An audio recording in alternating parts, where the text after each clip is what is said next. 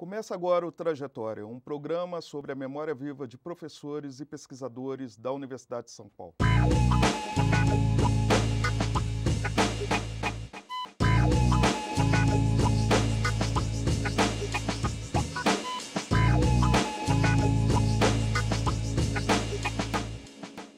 Homem de atuações múltiplas, ele caminha pela vida intelectual, pelas atividades de gestão e de planejamento com a mesma desenvoltura. Sua forte influência se fez sentir principalmente nas relações exteriores do Brasil, sendo incentivador da reaproximação com os países africanos e ajudando a formar diversos diplomatas. Seus estudos acadêmicos revelam a mesma multiplicidade de atuações em comunidades de pescadores, planos urbanísticos e literatura angolana.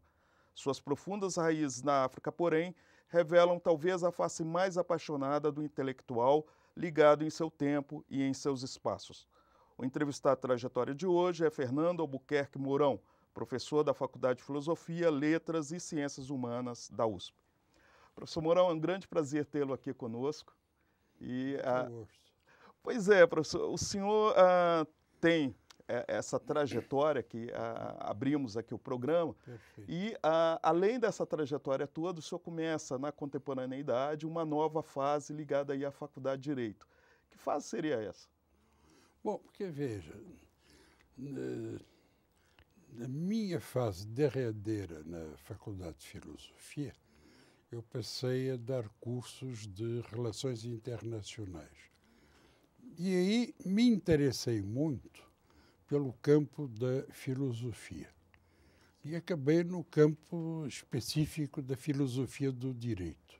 Isso me levou para a Faculdade de Direito, portanto, onde passei a ter um outro rumo, mais nessa linha de ciência política, mas principalmente da filosofia jurídica.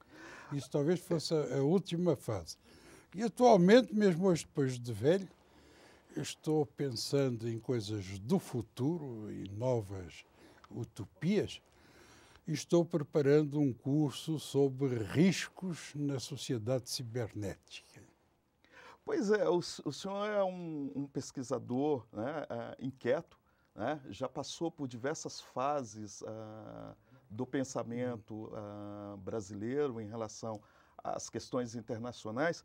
Como é que o senhor vê hoje, o mundo contemporâneo hoje, que inclusive tem como ponto principal a questão aí da internet, a questão digital? Veja, é difícil de responder, mas note bem.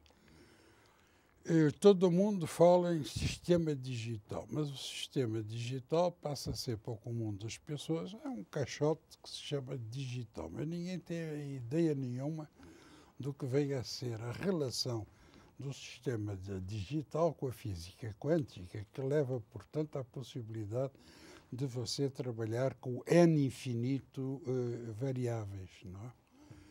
E mesmo no campo do direito isso é muito interessante, porque quer principalmente para um juiz, porque ele vai ficar numa situação muito difícil ao ditar a sentença. As certezas passam a ser muito mais condicionadas por essa série de variáveis que até agora não aparecem, mas que vão, digamos, aparecer.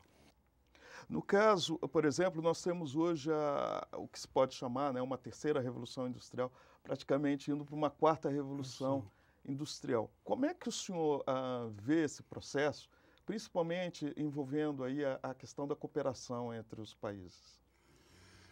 Bom, veja ver, falou em terceira revolução industrial. Esse é um tema muito curioso que leva depois à ideia de globalização. E você sabe tão bem como eu que volta ou não volta há manifestações a favor e contra, mas a sensação que eu tenho é que a maioria das pessoas ainda não percebeu o que vem a ser isso de globalização, porque pensam a globalização em termos de conceitos que vêm da primeira Revolução Industrial. Ora, os paradigmas da terceira Revolução Industrial, eles mudam completamente as regras do jogo. E isso é que ainda não está divulgado entre nós.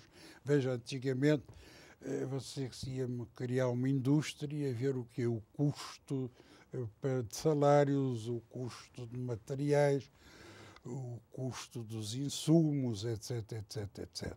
Hoje, por exemplo, na microeletrónica, o saber corresponde a 70% do preço de venda do produto. Ficam 30% para todo o resto, não é? Ora, isto inverte completamente a ordem, não é? No caso, por exemplo, nessa globalização que o senhor menciona aí, a língua ela se torna algo extremamente importante. O senhor é um grande defensor da língua portuguesa, né, como uma forma de integração. Certo. Mas a língua portuguesa ela é falada por alguns poucos países, Sem né? dúvida. Vários países africanos, na Europa, Portugal, e aqui na América, o Brasil. O senhor acha que a língua portuguesa, mesmo ela sendo tão restritiva, ela cumpriria esse papel de integração? Não, cumpre o papel de integração como língua de cultura. Em alguns casos, até como língua de resistência, que é o caso de Moçambique, não é? Mas, fora disso, a língua portuguesa, o papel dela não é assim tão preponderante. Eu mesmo tenho insistido com um dos meus netos que trate de aprender mandarim rapidamente, não é? Ele me disse, pai, avô, eu estou indo para o Canadá aprender inglês. Não perca tempo, você vai para Pequim aprender chinês. Está mais adequado ao seu tempo, não é? Agora, sobre a língua portuguesa, principalmente nos países africanos, né, ela se impõe como a língua oficial, mas se repara que em vários países, né, eles têm a língua chamada língua afetiva, que é falada no dia a dia, né? Então, a língua crioula, que é falada em vários países africanos, Guiné-Bissau, né, Cabo Verde.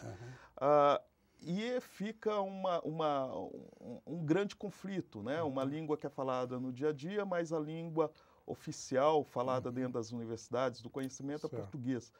Isso não cria, não é uma espécie de um colonialismo, neocolonialismo? Não, acho que não. Isso resulta de uma necessidade de comunicação.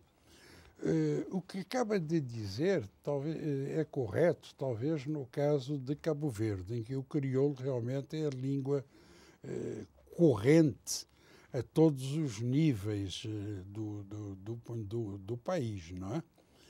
Mas se for, por exemplo, para Angola, você tem várias línguas nacionais, umas 7 ou 8, talvez as mais conhecidas. Mas seria impossível governar um país com 7 ou 8 línguas. Então, uma delas tem que ser a língua de comunicação. E aí o português é, de fato, essa língua de comunicação que está ajudando a consolidar a nação angolana. O problema do neocolonialismo não passa por aí. A comunidade de língua portuguesa é bem-vinda. Contudo, há uns laivos de copiar a francofonia, em que os franceses pretendem, com a francofonia, manter uma certa suzerania francesa sobre as ex-colónias. Quanto à língua, hoje estamos todos de acordo. O problema é no aspecto cultural, que quando você quer dar predominância a uma cultura portuguesa, aí é que a coisa é falsa. Veja, eu vivi longos anos em Portugal, mas eu não tenho nada a ver com o viriato, nem com as raízes portuguesas, como brasileiro. O viriato, para mim, nem sei quem é. Os angolanos, idem, os moçambicanos, a mesma coisa. Então, cada um dentro desse bloco, nós temos países com culturas realmente diferentes. E eu acho que não devemos abafar essas culturas em nome da tal comunidade.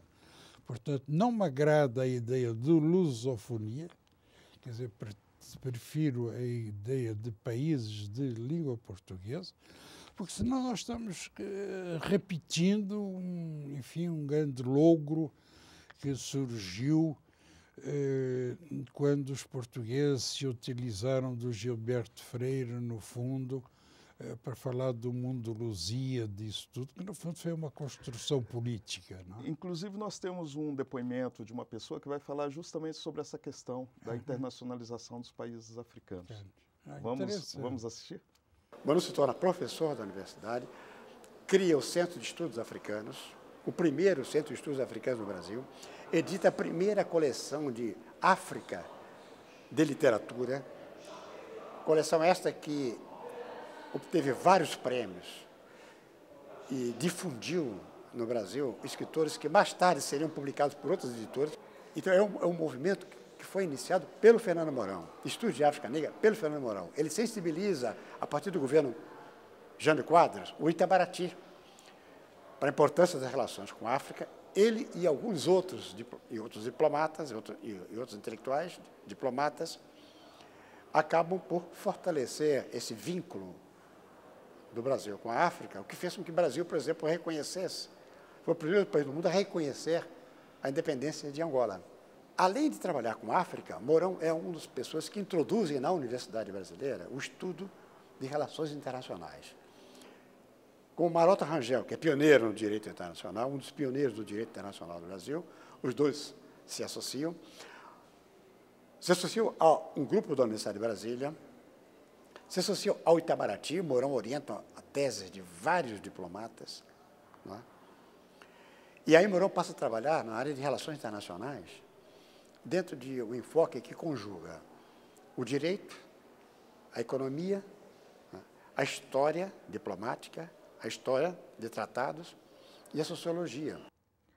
Pois é, professor, nós tivemos aí a fala do professor José Jeremias Filho, né, que é do Departamento de Sociologia, e ele destaca justamente essa capacidade que o senhor teve, enquanto pesquisador, de buscar a internacionalização dos países africanos, né? Como é que não só dos países africanos, como da própria USP. Eu me lembro que no tempo do Dr. Miguel Reale, quando ele era reitor, e depois do Paiva, nós trouxemos para aqui alguns estudantes africanos que acabaram por chegar à casa de umas 200. E me recordo da novidade, não é? Que isso foi. Porque, veja, hoje se fala na internacionalização da USP. A USP é, sem dúvida, uma grande universidade, mas ela já se devia ter internacionalizado há muitos anos atrás. Agora, em relação aos países africanos, o senhor acha que a USP, de fato, ela criou essa ponte de internacionalização? Mas antes do senhor responder, nós vamos para um breve intervalo. O Trajetória volta em instantes.